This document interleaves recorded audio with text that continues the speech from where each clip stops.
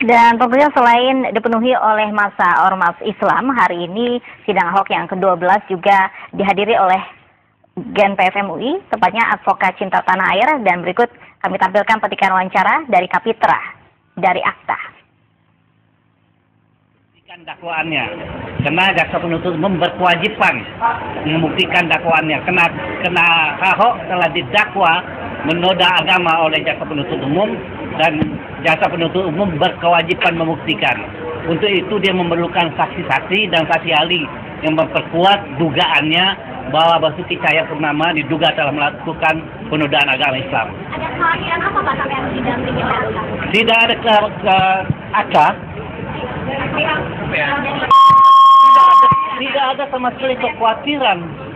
Kenapa kita harus khawatir? Tetapi kita ini representasi dari masyarakat Muslim. Daripada masyarakat Muslim itu datang sini 7 juta, 20 juta, 50 juta menonton sidang, lebih baik kita yang mewakili, sehingga kita bisa menyampaikan pada umat bahwa persidangan itu berjalan secara adil, transparan, dan elegan. Oh, pasukan ini kita bukan tentara, bukan polisi, ya. Itu tidak punya pasukan, kita hanya punya moralitas, intelektualitas, dan peradaban super damai. Itu pasukan kita. GNPF tidak punya pendukung, yang ada umat muslim yang ternodai selama ini datang memberikan apresiasi atas perjuangan GNPF. Oh, saya tidak tahu, itu tergantung umat Islamnya. Ya, saya datang untuk mensupport ya Habib sebagai saksi dan berharap ini persidangan berjalan secara fair, secara jujur, dan secara adil. Itu harapannya. Dan saya kira ini juga ditonton oleh jutaan mata, khususnya umat Islam, yang mengharapkan adanya fairness ya, dalam pengadilan ini, adanya keadilan. Kamarnya sendiri Pak, sejauh ini masih belum ada fairness? Ya, saya kira semua sama-sama kita ketahui, dan ini adalah sebuah proses berjalan yang kita juga harus sama-sama berjuang untuk menegakkan hukum yang berkeadilan. Oke, ya.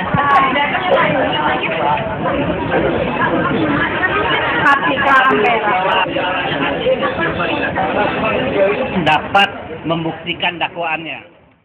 Baik, Pak Basuki, hari ini juga dihadiri oleh tim advokasi GNPF MUI, begitu ada Pak Kapitra dan Ketua Umumnya Baftiar Nasir yang juga sama-sama mengawasi begitu, karena hari ini juga ada dari Habib Rizik Syihab begitu yang hadir begitu.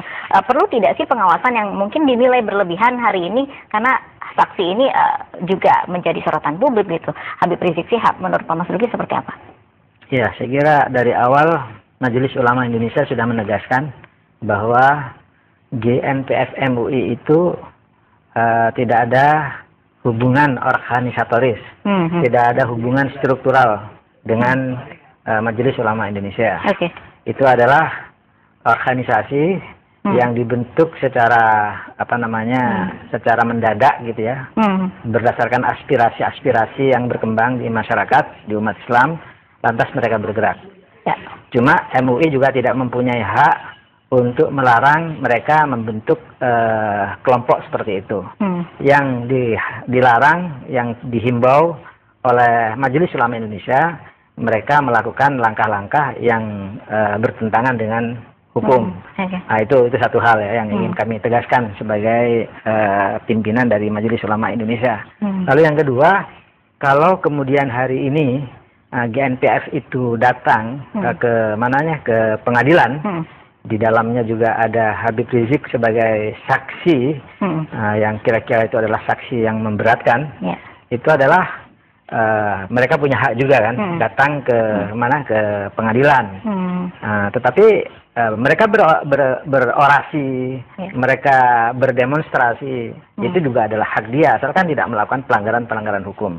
Bahwa kemudian ada yang menilai itu berlebihan, itu juga hak juga untuk menilai apakah itu berlebihan atau tidak berlebihan. Karena memang pada kenyataannya memang ada satu proses hukum yang sedang berjalan di pengadilan di satu pihak gitu ya.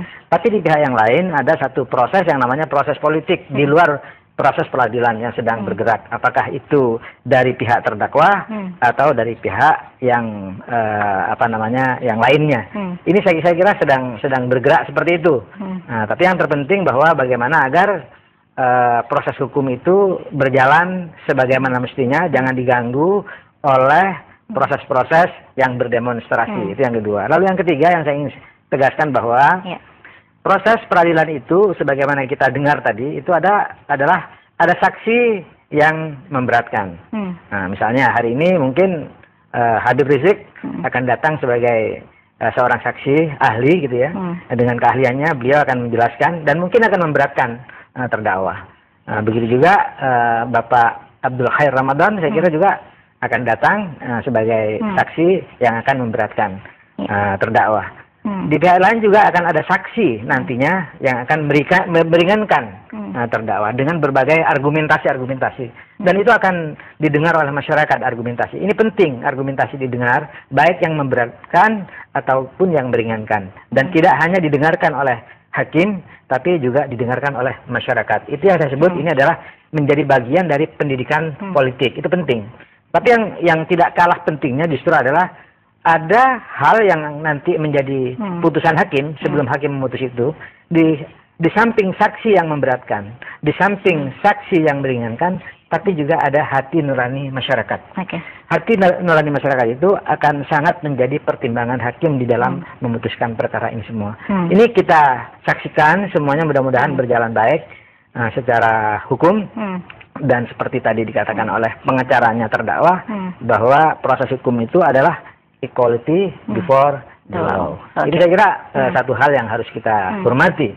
Semuanya sama di depan hukum, tidak pilih kasih siapapun orangnya, sama di depan hukum. Itu adalah negeri demokrasi dan di mana hukum harus dijunjung tinggi. Oke, Pak Mas Duki, jika Pak Mas Duki juga memperhatikan bagaimana sidang Ahok ini berjalan begitu kan, apakah memang ada potensi yang mengkhawatirkan adanya intimidasi terhadap saksi karena kita melihat ada tim khusus, tim advokasi cinta tanah air yang begitu mengawasinya, begitu mengawal dari sidang yang pertama hingga yang sidang ke-12 ini. Apakah memang sidang ini ada potensi untuk mengintimidasi begitu? Kalau soal potensi, karena harus diawasi oleh beberapa pihak. Ya, kalau soal potensi saya kira sekecil apapun pasti ada potensi.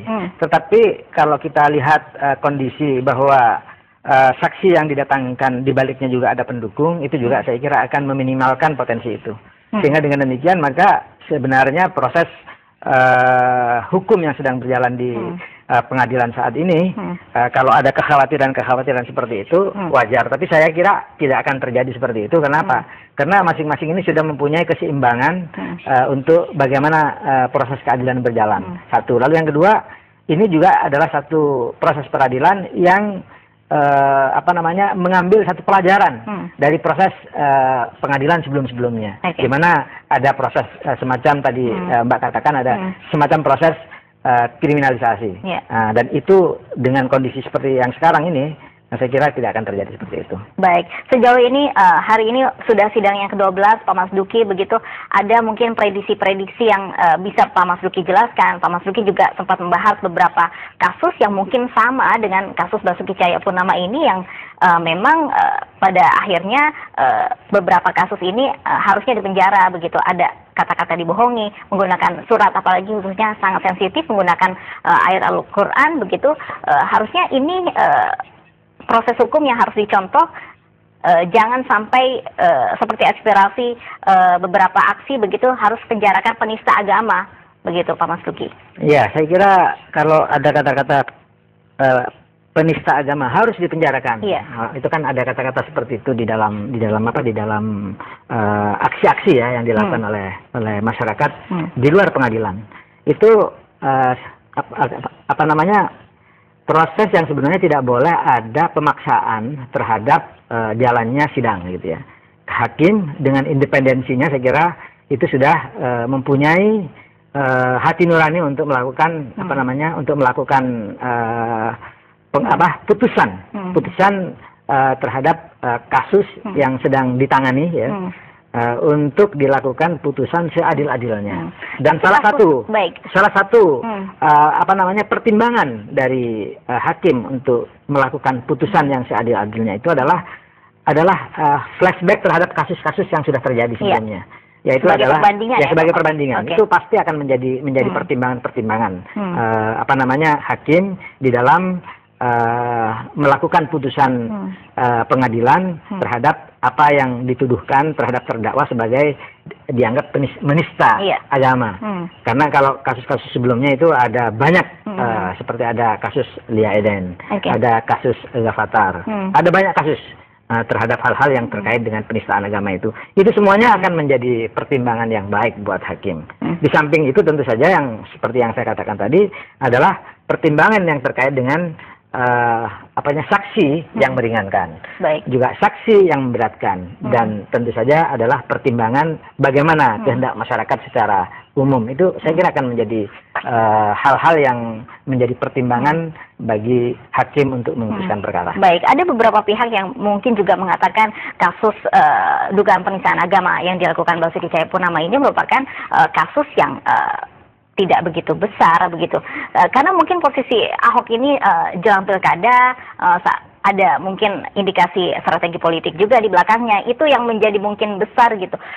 Mungkin Pak Mas Duki juga memperhatikan sebenarnya kasus ini juga harus juga diperhatikan, karena beberapa kasus penistaan agama juga antara lain juga memenjarakan para penista agama begitu ya Pak Mas Duki. Iya, itu sebenarnya kasus ini cukup besar Mbak, karena Al-Maidah itu 51 ya, sebagai sebuah ayat suci yang diyakini kebenarannya oleh umat Islam itu adalah ayat yang nyata-nyata melarang seorang muslim untuk memilih pemimpin yang di luar muslim.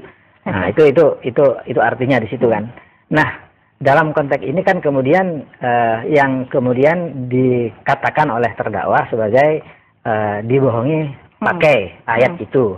Nah, itu saya kira persoalannya di situ. Kata-kata dibohongi lalu terkait dengan ayat suci. Itu yang kemudian menjadi persoalan besar. Dan bahwa kemudian persoalan besar itu terkait dengan pilkada, itu lebih besar lagi persoalannya kan seperti itu. Itulah nuansa politik yang melingkupi. Tetapi masalah yang paling pokok gitu Mbak, sebenarnya adalah bagaimana agar ini kan pemimpin sebenarnya. Pemimpin itu kan memang ada 3 dimensi yang harus kita jaga. Pemimpin itu ya tangannya harus dijaga, langkahnya juga harus dijaga, dan lisannya juga harus dijaga. Saya kira di sini masalahnya. Jadi masalah pemimpin itu tidak hanya persoalan-persoalan kebijakan yang baik, tetapi seorang pemimpin itu memang harus menjaga lisan, menjaga mulutnya supaya baik, tidak berkata-kata yang menyinggung perasaan orang lain. Baik Pak, maksudnya kita akan lihat dulu